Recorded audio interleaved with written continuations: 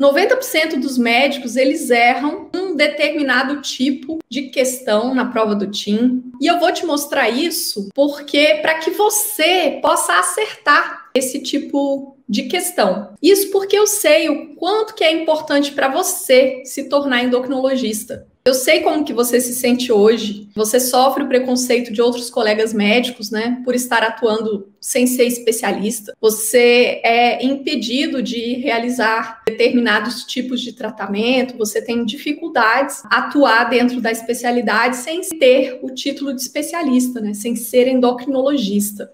Mas, por outro lado, eu também sei o quanto é difícil ter acesso aos conhecimentos em endocrinologia. Para quem não fez residência, é complicado, né? Você ter as informações, você ter esse aprendizado da especialidade. Então, passar na prova de título, na prova do TIM, parece um sonho impossível, né? Inalcançável, que é possível sim.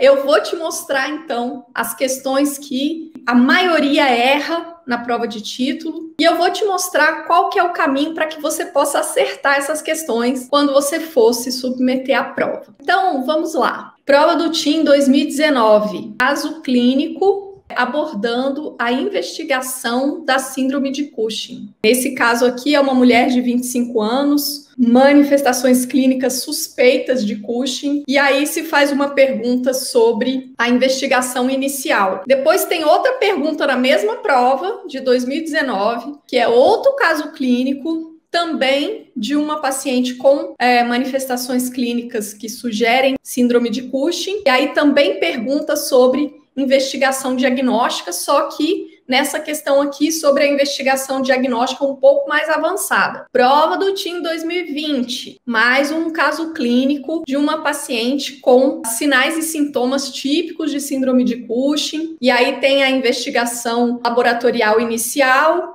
e aí se pergunta sobre essa investigação laboratorial. Outra questão na prova de 2020, mais um caso clínico, sinais e sintomas de síndrome de Cushing, exames complementares iniciais e aí uma investigação mais avançada e se pergunta qual o diagnóstico. Esse tipo de questão é todo ano, gente. Eu abri aqui, mostrei para vocês a prova de 2019 e a prova de 2020 só na parte de neuroendócrino. Essas duas questões de Cushing em cada uma das provas estava só dentro da parte de neuroendócrino. Isso sem falar que na parte de adrenal também cai Cushing. E isso sem falar que na prova da segunda etapa também algumas vezes o caso clínico de neuroendócrino ou o caso clínico de adrenal vai ser um caso de síndrome de Cushing. Essa tal dessa doença está presente na prova do TIM de uma forma assim muito expressiva.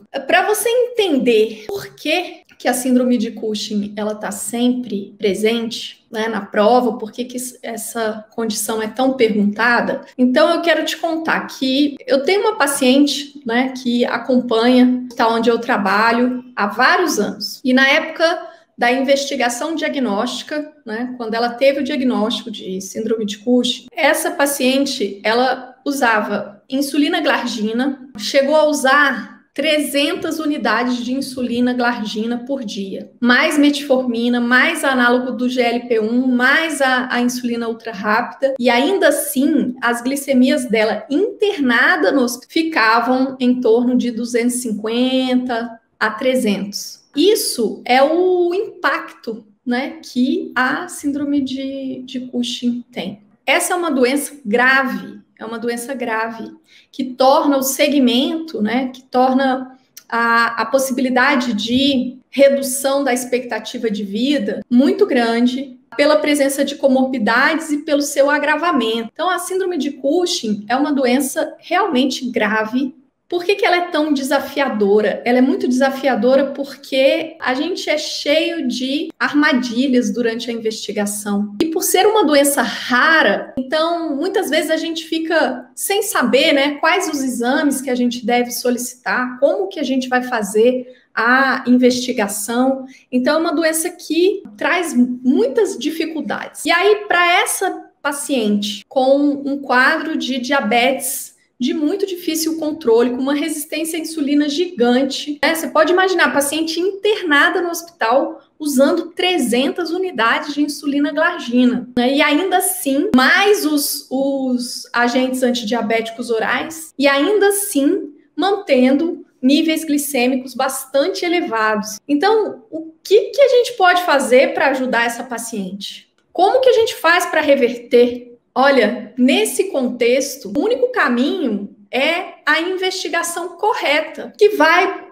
porque se a gente fizer uma investigação adequada, né, para esse quadro, suspeita de hipercortisolismo, a gente vai ter a oportunidade de oferecer o tratamento para a doença de base, se a gente chegar no diagnóstico correto. É muito importante que você saiba que o único médico realmente preparado para investigar a síndrome de Cushing é o endocrinologista. Não tem outro médico que receba uma formação, né, uma preparação para investigar essa doença. Então, é por isso que ela é tão cobrada na prova do TIM, porque essa doença, embora seja rara, quando ela existe, quando ela aparece, é muito importante que ela seja adequadamente investigada, que ela possa ser adequadamente tratada, porque isso vai fazer toda a diferença no paciente. No caso da minha paciente, que eu tô te contando, para ela, o grande impacto, né, naquele momento era o controle glicêmico, né? Era um diabetes com uma resistência à insulina gigantesca que a gente tinha imensa dificuldade em controlar. A única forma, né, de se controlar isso seria realmente controlando o hipercortisolismo. Mas como é que controla hipercortisolismo? Uai, depende de qual é a causa, né, do que está provocando o excesso de cortisol na circulação. Para essa paciente, o impacto era esse. Para outros pacientes, pode ser a questão da predisposição a eventos tromboembólicos, né, por conta do estado de hipercoagulação, hipercoagulabilidade. Também pode ser pela predisposição a infecções, né? Essa infecção, né, infecção pelo coronavírus, nos pacientes com síndrome de Cushing, ela é potencialmente muito danosa, né, até desastrosa. Eu tenho paciente que perdeu a vida, né, após ser infectado pelo coronavírus, né, paciente portador de síndrome de Cushing. Então, para que a gente possa realmente fazer a diferença na vida desses pacientes, a gente tem que conhecer bem a investigação para que a gente dê o diagnóstico correto e ofereça oportunidade do tratamento adequado que vai controlar o hipercortisolismo e vai reverter essas situações. Uma coisa muito importante também é que o controle do hipercortisolismo ele tem um impacto dramático, né? O paciente apresenta uma melhora, é algo assim substancial. A importância da gente fazer um diagnóstico correto. Bom, então é por isso que lá na prova do TIM tem tanta questão abordando isso. E daí, o que acontece? As questões, olha, ano após ano, eu te mostrei algumas questões, né, das provas mais recentes, de 2020 e 2019, mas se a gente olhar as provas anteriores, ano após ano, isso se repete. É sempre pergunta querendo abordar a investigação diagnóstica da síndrome de Cushing. O que acontece? Bom, eu te falei que hoje eu ia te mostrar um tipo de questão que 90% dos médicos erram na prova do TIM, para que você possa acertar quando você estiver fazendo a sua prova, né? As questões abordando síndrome de Cushing fazem parte, avaliam a investigação diagnóstica, que abordam a investigação diagnóstica principalmente. Mas agora eu tenho que te mostrar como que você vai fazer para você acertar essas questões, né? Então, olha, para isso, a gente vai fazer um exercício aqui. E aí você vai ver como que vai ficar mais fácil. Então, vamos lá. Vamos em etapas. Primeira coisa, olha, antes de mais nada, você precisa saber em quem você deve investigar síndrome de Cushing. Esse é o primeiro ponto. Antes de mais nada, antes de pensar em como fazer a investigação, você tem que saber quando fazer essa investigação. Por quê? Porque essa doença, a investigação dela é cheia de armadilhas. Os exames que a gente tem né, os exames complementares, eles são cheios de falsos positivos e falsos negativos. A própria doença em si pode ser confundida com condições que podem levar a um aumento leve de cortisol na circulação. E esse aumento é consequência e não causa. Por exemplo, no alcoolismo, na obesidade. Então, a gente tem situações que a gente chama de pseudo-Cushing, que também são fatores confundidores. A depressão também é um deles. Ou seja, a gente está cheio de armadilha, o negócio é realmente um terreno que não é nada firme. Então, a primeira coisa, você tem que saber quando que você deve investigar, para você não sair investigando essa doença em todo mundo e aí correr o risco de cair em uma armadilha atrás da outra e só atrapalhar a vida do seu paciente ao invés de ajudar. E se a gente considera, além desses aspectos que eu falei, se a gente considera que a doença é rara, eu acho que isso daí já vai fazer sentido para você que não vale a pena a gente fazer rastreamento universal. Quer dizer, todo paciente que chegar, eu vou investigar Cushing. Não, isso não é interessante. É interessante a gente selecionar o paciente que realmente suspeita ou que tem chance de ser portador da doença. Aí, nesse caso, então, que situações são essas, né? Seria um paciente que tem manifestações clínicas típicas de síndrome de Cushing. Se o paciente não tiver aquelas manifestações clínicas, você tem que pensar 2 vezes antes de investigar hipercortisolismo. E que manifestações são essas, né? Então, é uma síndrome metabólica piorada. Então, o paciente pode ter, né, diabetes, hipertensão, dislipidemia, obesidade centrípeta.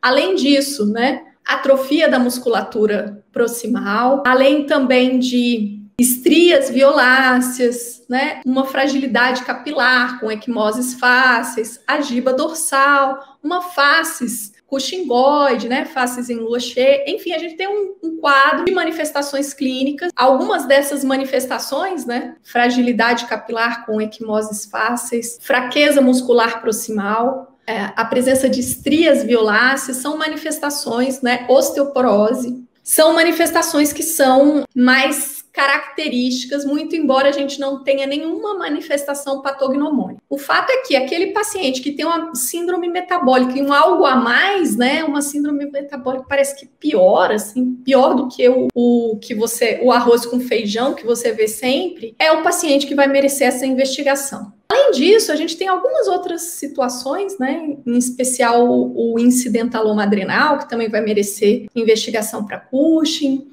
Um paciente com osteoporose inexplicada, né? Paciente do sexo masculino. Lembrando que na criança a gente não vai esperar ver todas essas manifestações. A gente já vai pensar em síndrome de Cushing se houver sobrepeso associado à diminuição da velocidade de crescimento. Já seria o suficiente para a gente suspeitar que o paciente possa ter síndrome de Cushing. Bom, beleza. Então, se você já sabe quando pesquisar, né, em quem pesquisar, agora a gente já pode começar a pensar em como é que faz essa investigação. Se a doença é cheia de armadilhas, difícil de ser abordada, difícil de ser diagnosticada, então a gente tem que ter muito método, né? A gente tem que fazer as coisas procurando pisar no terreno mais firme possível. Então, o que a gente faz? A gente faz a investigação em passos.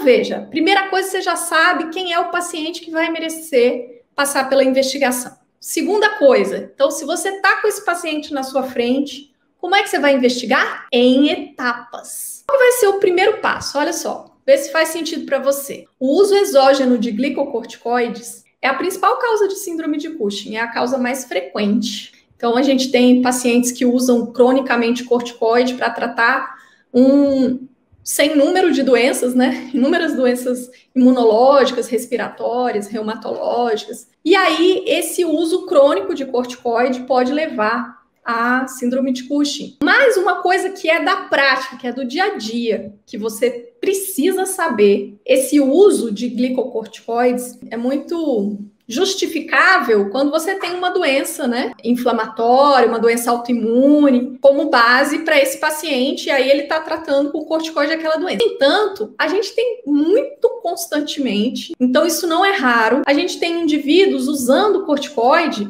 sem uma indicação. Às vezes um corticoide foi prescrito em uma determinada ocasião para um paciente para tratar uma condição aguda. E aí ele continua usando aquele corticoide, mesmo depois de ter resolvido aquela condição, ele permanece utilizando, e aí vem a síndrome de Cushing. Então, ali, na conversa com o paciente, descartar o uso de glicocorticoides não é simplesmente, mas o paciente não mencionou, então isso significa que ele não usa corticoide. Se você for se basear nisso, as chances são que você vai dar o próximo passo que não deveria. Porque muitas vezes o paciente está usando corticoide, mas como isso para ele já está tão na rotina e ele já usa isso, né, assim, de uma forma tão rotineira, que ele nem lembra de te falar. Glicocorticoides são administrados por outras vias, né, que não pela via oral. Então, cremes, pomadas, enfim, colírios, tudo isso pode levar a hipercortisolismo. É lógico que a absorção, consequentemente a circulação de um glicocorticoide que é administrado pela via oral vai ser maior do que a de um creme, de uma pomada, né? No entanto, se o uso for contínuo e crônico, ele pode sim predispor a um hipercortisolismo com as manifestações clássicas de síndrome de Cushing. Então, no primeiro passo, a pergunta tem que ser ativa. Mesmo que o paciente espontaneamente não te conte isso, é importante que você pergunte, escuta, mas você não está tomando nenhum corticoide, não? Não está usando nenhuma pomadinha, não? Enfim, né, com o objetivo de realmente esclarecer e responder ao primeiro passo da investigação. Tá fazendo sentido para você? Então, olha só, se o paciente faz uso exógeno de glicocorticoide, está encerrada a investigação, você já tem diagnóstico. Você suspeitou de síndrome de Cushing e o paciente te contou que ele usa glicocorticoide cronicamente. Então, encerrou a investigação. Você não vai precisar de dosagens hormonais laboratoriais nem nada. Já está feito, estabelecido o diagnóstico. Agora, se o paciente não usa nenhum tipo de glicocorticoide, aí sim a gente vai passar próximo passo, que seria a gente fazer, então, uma investigação bioquímica com o objetivo de confirmar ou descartar a síndrome de Cushing. Olha só, nesse primeiro momento, então, depois de descartar o uso exógeno, você está suspeitando que o seu paciente possa ter um hipercortisolismo, né? Ou uma síndrome de Cushing. Você suspeita disso. Você já descartou de glicocorticoides. Então, agora, você está pensando que esse hipercortisolismo do seu paciente pode ser endógeno. Ou seja, pode ser que exista uma produção excessiva de cortisol no organismo desse paciente. Então, nesse momento, você precisa confirmar essa sua suspeita. E daí, para você confirmar que o seu paciente tem uma produção excessiva, crônica, né, de cortisol, você vai ter 3 exames que podem ser utilizados. A gente tem o cortisol pós-dexa, em dose baixa, né, que a gente faz com 1 miligrama ou com 2 miligramas. Normalmente a gente utiliza o teste com 1 miligrama. A gente tem o cortisol livre urinário, né, que é usado na urina de 24 horas. E a gente também tem o cortisol salivar. O objetivo da dosagem do cortisol salivar é observar se aquele paciente mantém o ritmo circadiano do cortisol. O ritmo circadiano do cortisol é assim: a gente tem um pico na produção de cortisol nas primeiras horas da manhã, depois ao longo do dia essa produção de cortisol vai diminuindo, e à noite, ao deitar, é o momento em que a gente tem os níveis mais baixos de cortisol na circulação ou nadir do cortisol. Então, a dosagem do cortisol salivar vai buscar ver se o paciente mantém a nadir do cortisol ao deitar. Portanto, a gente vai usar o cortisol salivar ao deitar. Para investigar hipercortisolismo, não adianta pedir cortisol salivar pela manhã, cortisol salivar de tarde, não. A gente precisa do cortisol salivar ao deitar. Então, a gente tem essas 3 opções: cortisol pós-dexa, cortisol livre urinário e cortisol salivar ao deitar. E daí, se você está diante desse paciente, né, que você acha que pode ter síndrome de Cushing, você tem essas 3 possibilidades de exame. E qual que você vai escolher? Isso vai ser individualizado, levando-se em consideração que a gente tem falsos positivos e falsos negativos nos vários testes. Por exemplo, o cortisol pós-dexa é o teste mais usado aqui no nosso meio, né, aqui no Brasil, já que ele é um teste barato, fácil de ser executado. E se o resultado dele vem negativo, você pode excluir a síndrome de Cushing. No entanto, ele está sujeito a falsos positivos e falsos negativos, principalmente se o paciente está em uso de medicamentos. Medicamentos que vão influenciar na metabolização hepática da dexametasona, né, que você vai administrar para o paciente, ou então medicamentos que possam interferir nos níveis de cortisol total na circulação, como é o caso de estrogênio do anticoncepcional, por exemplo. Então, se o paciente está em uso de medicamentos, a gente não vai ter utilidade, né, com o uso do cortisol pós-dexa, por exemplo. Então, daí, ou a gente escolhe um outro teste, ou então a gente vai ter que suspender o medicamento, aguardar um período e aí fazer a investigação com o paciente livre do uso daquele medicamento. Então, a gente vai escolher qual dos testes. O cortisol livre urinário, ele é bom, no entanto, ele é mais caro. Um resultado normal ou levemente aumentado não exclui o diagnóstico de síndrome de Cushing. Então, algumas vezes ele pode ser interessante, outras vezes não. Também tem falso negativo e falso positivo. O cortisol salivar ao deitar é um bom teste, é um teste fácil de ser executado, relativamente barato, né? No entanto, a gente tem dificuldade em estabelecer ponto de corte para a nossa população aqui no Brasil. Então, às vezes, a gente não costuma fiar apenas nesse teste para dar o diagnóstico de hipercortisolismo, né? Então, o que a gente vai fazer? A gente vai escolher, dentre esses testes, aquele que vai ser mais conveniente para o nosso paciente, né, de uma forma individualizada. Uma vez a gente tendo um resultado de teste positivo, ainda se recomenda repetir, né, ou fazer um outro teste, ou repetir o mesmo teste antes de passar para a próxima etapa. E isso por quê? Porque a gente tem muito falso positivo e muito falso negativo, né? Então, os falso positivo pode ser o paciente que está na sua frente. Então, para que a gente possa pisar em um terreno mais firme, né, recomenda-se que seja realizado um segundo teste. Olha só, onde que a gente está nesse cenário? Primeiro, você tem uma suspeita de hipercortisolismo. Descarta o uso exógeno de glicocorticoides. O paciente não está usando nenhum glicocorticoide. Aí você fala, bom, então eu preciso de testes bioquímicos para que eu possa confirmar a minha suspeita. Eu estou pensando que ele tem síndrome de Cushing endógeno. E daí, você escolhe, então, entre os 3 testes, e aí vem um resultado positivo. Ainda assim, a prudência manda que você faça um segundo teste. Esse segundo teste também vem positivo, compatível com síndrome de Cushing. Então, agora, em que ponto você está? Você está na situação em que você confirmou a síndrome. Você confirmou que o paciente tem um hipercortisolismo por uma produção endógena excessiva de cortisol. Olha só, aí as coisas vão fazendo sentido, né? O negócio começa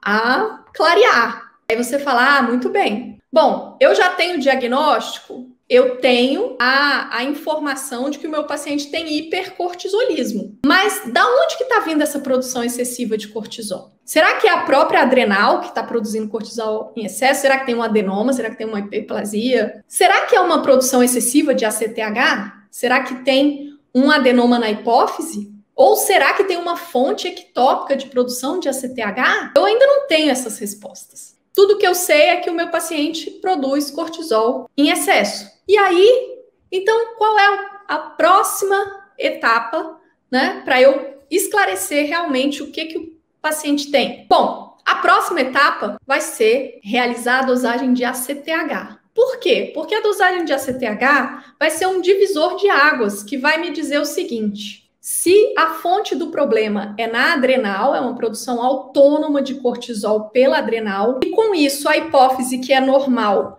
vai estar silenciada, produzindo quase nada de ACTH, ou se a fonte do hipercortisolismo, uma produção de ACTH que estimula, uma produção anormal, né, de ACTH, estimula a adrenal, que é normal, a produzir cortisol, mais cortisol, então ela responde, né, se chega mais ACTH, ela responde com maior produção. Então, nesse caso, a fonte do problema é um estímulo excessivo pelo ACTH, né, quando a gente tem produção fora do normal de ACTH, o que vai acontecer? A adrenal vai responder, a adrenal é normal, ela vai responder com maior produção de cortisol. Se chega mais cortisol lá na hipófise, se a hipófise for normal, ela vai suprimir a produção de ACTH. Então, na vigência de um hipercortisolismo, se os níveis de ACTH estão elevados,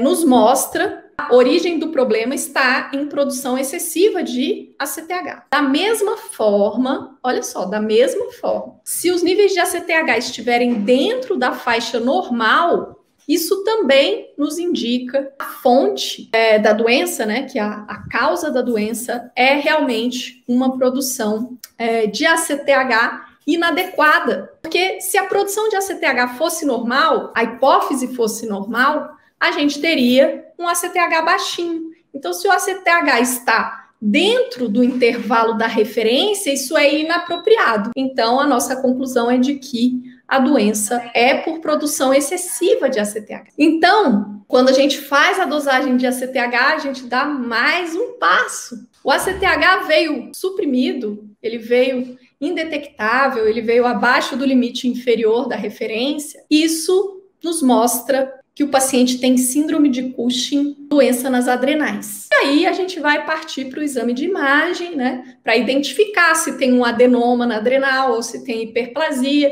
enfim, para poder programar o tratamento. Já quando os níveis de ACTH estão aumentados ou estão dentro do intervalo de referência, a doença vai estar ou na hipófise, né, ou vai ser um adenoma hipofisário, secretor de ACTH, que é o mais comum, ou a doença vai ser provocada por um tumor ectópico que produz ACTH de maneira anômala. E esse tumor normalmente vai ser um tumor carcinoide, né, que pode estar no pulmão, pode estar no timo, pode estar no trato gastrointestinal, enfim, ou vai ser um carcinoma de pulmão de pequenas células, né, um Holt cell. Então, nesse momento, com a dosagem de ACTH, a gente já consegue evoluir bastante na investigação. E nesse contexto, um hipercortisolismo ACTH dependente, a gente vai precisar diferenciar entre a doença de Cushing, que é o adenoma na hipófise, e um tumor ectópico,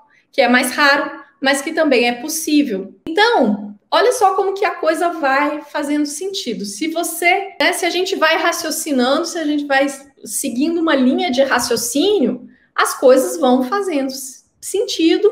E aí, com isso, você passa a ter uma visão muito mais ampliada, mais abrangente e mais madura, né, do que é a investigação da síndrome de Cushing. E isso te permite responder às questões da prova do TIM e acertá-las. Você segue essa linha de raciocínio, as coisas começam a fazer muito mais sentido. Na prova do TIM de 2019, tinha uma mulher de 25 anos com obesidade de distribuição predominantemente centrípeta, hirsutismo, acne, estrias violáceas e giba, unicamente de carbamazepina para epilepsia. Ela foi encaminhada para avaliação quanto ao diagnóstico de síndrome de Cushing. Ele pede para você assinalar a alternativa errada. Então, é uma paciente que tem suspeita para hipercortisolismo, e ela tem uma história de uso de um medicamento, que é a carbamazepina. Bom, a carbamazepina é uma droga que é indutora enzima citocromo P450 lá no fígado, da CYP3A4.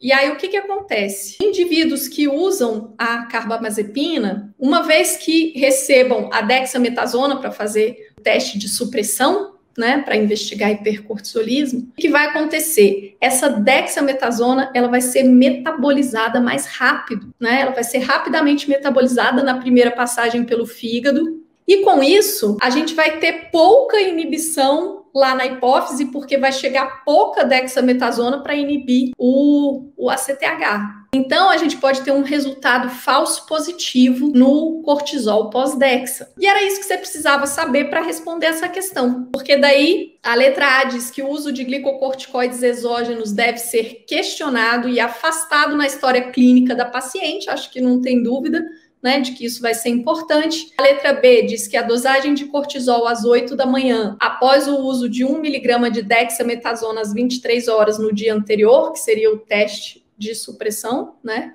pós-dexa, diz que poderia ser realizada para investigação laboratorial inicial. Essa é falsa, né? Essa alternativa está errada, porque se ela usa carbamazepina, esse teste ele pode vir um falso positivo. A letra C diz que a dosagem de cortisol salivar às 23 horas poderia ser realizada para uma avaliação laboratorial inicial. Sim, isso é verdade, né? Poderia ser uma opção. E a letra D diz que a dosagem de ACTH não faz parte da avaliação laboratorial inicial. Verdade, porque eu te falei que a nossa avaliação laboratorial ela é feita em passos, né, em etapas. E a gente só vai dosar o ACTH depois que a gente já confirmou que o paciente tem hipercortisolismo. Então, é um passo mais adiante, não é na avaliação inicial. Depois que você tem as informações organizadas na sua mente, você lê a questão com outros olhos, com que você tem mais maturidade, né, para responder a uma questão da prova.